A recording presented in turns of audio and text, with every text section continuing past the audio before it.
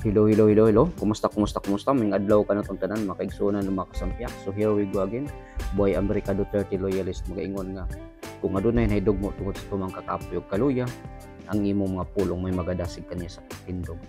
So mga kasampyak, kung saan man kayo sa mundo, sana ay nasa mabuti kayong kalagayan at ang iyong buong pamilya, mabuhay po tayong lahat. God bless po. Time check, it's now 2:32 in the afternoon. Ano na po, 13th of January, Monday, 2025. Dito sa Brooklyn, New York. So mga kasampyak, ano bang pwede natin pag-uusapan ngayon? So alam naman natin yung mga kaganapan dyan sa Pilipinas. Ang lahat ng mga ito ay orchestrated para pabagsakin ang mga Duterte. But before anything else, kayo ay inanyayahan ko magsapyak mo lang itong muntikong channel. So alam naman natin yung ngayon na pangyayari dyan. Nagkakaisa po ang ating sambayan ng Pilipino na pinamunuan ng Iglesia ni Cristo. Itong peaceful rally. Ang gaganda ng ano nila. Yung nagsalita diyan yung isa at si Congressman Marcolita, ang ganda ng mga pinapahayag niya. So ang lilinaw ng mensahe na gustong ipaabot sa atin ng kapatiran natin na Iglesia ni Cristo, lalong-lalo na sa mga leaders natin ng ating bansa, mga namumuno, na ang gusto ng kapatiran natin na Iglesia ni Cristo ay kapayapaan. Kasi ang unang matatamaan ng awayan ng politika ay ang ating bayan. So, ang sambayan ng Pilipino, tayong lahat. So, ang problema ay dapat ay lulutasin at huwag palakihin. Kasi yan yung nakikita natin talaga. Pag may problema, we are divided. Okay man yung magpahayag, may kalayaan man tayong magpapahayag. Kasi yan ay karapatan natin. Pero dapat na with respect. Pag hindi natin gusto yung may respect tayo. Kung baga nandyan pa rin yung pagmamahal bilang isang Pilipino, bilang isang Kristiyano. At yung serbisyo dapat yun uunahin. Kung baga mag-serve tayo kasi inilagay tayo dyan bilang isang pinuno or mga leaders dyan, dapat yung unahin natin yung benepisyo. Ang ginagawa kasi ng mga politiko natin, yung mga vested self-interest, kung baga yung stake, yung mga nila sa sariling kapakanan, para sa kanila at para sa kanilang pamilya, yun lang. So, tinatamaan talaga tayo, ang tatamaan ang mga Pilipino talaga. So, sabi ng kapatiran natin na mamamayan ang dapat uunahin para sa ikakaunlad ng ating bayan o ating bansa. Dapat tayo ay magkakaisa. Yun talaga ang number one na talaga na sigaw nila. Magkakaisa tayo mga Pilipino na dapat pangunahan ng ating mga pinuno, ating mga leaders para magiging matatag itong bansang Pilipinas. Sa mga nangyayari kasi ngayon sa ating mga paligid, we are divided. Kung kaya't yun yung dahilan na hindi tayo umuunlad.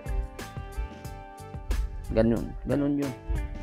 So, halimbawa, pag may proyekto tayo, pag proyekto sa nagdaang administrasyon, kahit maganda pa ito, pag hindi natin kaalyado, hindi na pinagpatuloy kasi or hindi na pinupunduhan kasi ang nasa isip ng isang politiko, kalaban ko ito at ayaw kong malagay sa isip ng mga tao na proyekto ito ni Tarpulano or kung sino man.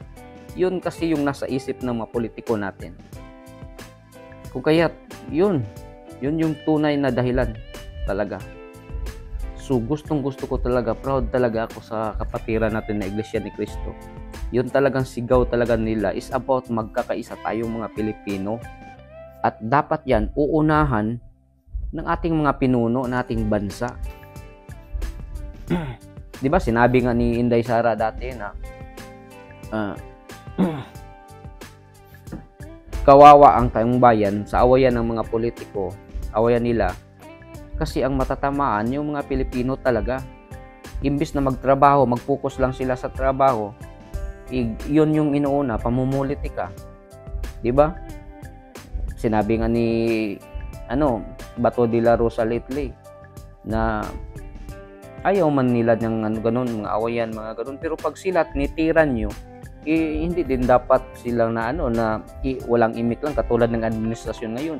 Dapat magsasalita din sila para i-depend man nila yung sarili nila na hindi totoo yung mga sinasabi ng mga kalaban. Kasi pag hindi ka nagsasalita dyan, ibig sabihin, sasabihin ng mga Pilipino, without saying anything means yes. Ano?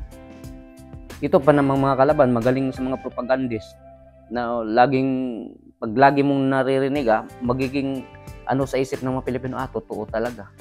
Pag hindi ka talaga nagmamatyag, hindi ka magsasaliksik mga balita, pag ano ka lang, nakapokus ka lang sa mainstream media ng mga bayaran, wala talaga.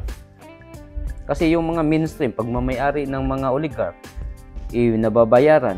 Pati nga itong mga survey natin, yung mga agency, yung nagkakandak ng survey dati na mapagkatiwalaan natin, ngayon, questionable na para sa atin.